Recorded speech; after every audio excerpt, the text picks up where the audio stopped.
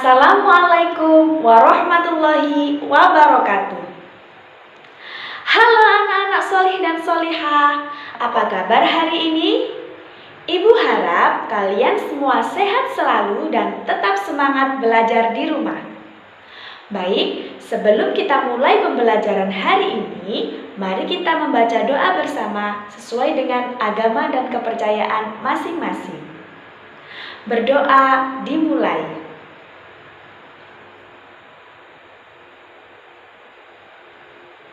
Berdoa selesai. Nah, anak-anak, hari ini kita akan belajar materi kelas 5, tema 2, subtema 2, pembelajaran 1. Setelah kita mempelajari materi kelas 5, tema 2, subtema 2, dan pembelajaran 1, diharapkan kalian nanti mampu menemukan informasi tentang penyebab terjadinya gangguan pada organ pernafasan. Dan kalian juga mampu membuat bagan penyebab terjadinya gangguan pada alat pernafasan manusia.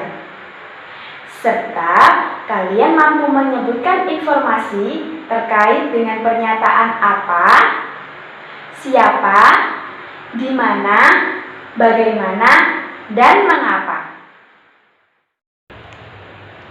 Nah, anak-anak, mari kita perhatikan gambar berikut ini. Ada yang tahu gambar apa sih itu? Nah, untuk lebih jelasnya, mari kita baca cerita pada cerita berikut ini. Siang itu, Siti, Dayu, dan Edo berjalan bersama sepulang sekolah. Mereka berjalan sepanjang tepi jalan raya. Tiba-tiba, sebuah mobil melewati mereka. Mobil itu mengeluarkan asap tebal dan hitam. Udara di sekitarnya pun langsung berwarna kelabu. Dayu jadi terbatuk-batuk. Siti dan Edo segera menutup mulut dan hidung mereka. "Kita berhenti dulu sebentar, teman-teman," pinta Dayu kepada Siti dan Edo. "Baiklah, kita berteduh di bawah pohon rindang itu saja," ajak Siti. Dayu, Siti, dan Edo lalu berjalan menuju pohon rindang. Mereka berhenti sejenak di bawah kerimbunan daun pohon itu. Dayu menengadahkan kepalanya lalu menghirup napas. "Ah, segarnya udara di bawah pohon ini. Aku tidak batuk-batuk lagi," kata Dayu. Dari cerita tersebut, ada yang tahu mengapa Dayu batuk-batuk? Dan mengapa kita merasa nyaman saat berada di bawah pohon yang rindang? Mari kita diskusikan bersama-sama. Nah, anak-anak, jadi, Dayu batuk-batuk saat menghirup udara bercampur dengan asap kendaraan bermotor. Sebaliknya, saat menghirup udara di bawah pohon yang rindang, Dayu merasa sangat nyaman. Udara di bawah pohon yang rindang terasa sangat segar, sedangkan asap kendaraan bermotor menjadikan udara kotor. Udara yang kotor dapat menyebabkan gangguan pernafasan. Apa saja sih penyebab terjadinya gangguan pada pernafasan? Nah, berikut adalah faktor-faktor penyebab gangguan pada pernafasan. Yang pertama, faktor fisik. Adanya kelainan pada organ pernafasan dapat menyebabkan gangguan pernafasan. Misalnya, bayi terlahir prematur. Organ pernafasan mungkin belum sempurna, sehingga bayi tersebut memerlukan alat bantu pernafasan. Yang kedua, faktor penyakit. Banyak penyakit yang menyebabkan gangguan pernafasan. Misalnya influenza, asma, bronkitis, dan kanker paru-paru. Yang ketiga, faktor lingkungan. Kita bernafas untuk menghirup oksigen. Asap kendaraan, asap pabrik, dan asap rokok dapat membuat udara tercemar. Udara yang tercemar menyebabkan ketersediaan oksigen menipis, sehingga kita merasa sesak saat bernafas. Nah, anak-anak, kalian telah mengetahui berbagai faktor penyebab gangguan pernafasan pada manusia. Salah satu faktor penyebab gangguan pernafasan adalah lingkungan. Berikut ada berita tentang pengaruh lingkungan bagi kesehatan pernafasan. Mari kita simak bersama-sama. Kuldesak lantaran jerebu. Aroma sangit asap dari lahan yang terbakar menusuk hidung warga Pekanbaru, Riau.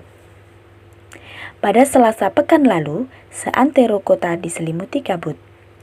Jalanan lengang dan pagi itu meredup lantaran sinar matahari tersaput asap. Kebanyakan penduduk memilih tinggal di rumah, meski begitu, asap tetap masuk lewat ventilasi. Tak ada lagi tempat berlindung, di rumah saja sudah tidak aman, ujar Asep Dadan Muhandan kepada Tempo. Khawatir terhadap kesehatan dua anaknya yang masih kecil, pria 34 tahun itu memboyong keluarganya ke luar kota. Dari rumahnya di Kecamatan Tampan, Asep mengungsi ke tempat sanaknya di Kota Bukit Tinggi. Apalagi, sekolah dasar anak sulungnya diliburkan hingga waktu yang tak pasti. Hampir semua sekolah di Pekanbaru telah diliburkan sejak awal September lalu. Langkah meninggalkan Riau untuk sementara waktu memang tepat. Menurut pantauan satelit Terra dan Aqua milik Badan Antariksa Amerika Serikat, angin membawa asap kebakaran dari lahan Sumatera Selatan dan Jambi ke Riau. Itu berarti asap akan terus menumpuk di Riau jika tidak ada penanganan.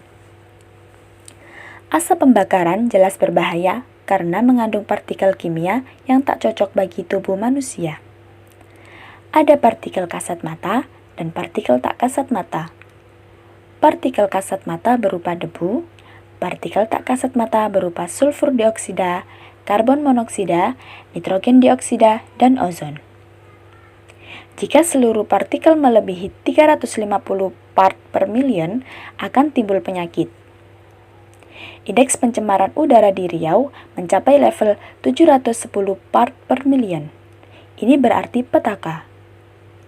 Terbukti, jumlah pengidap gangguan pernafasan tinggi.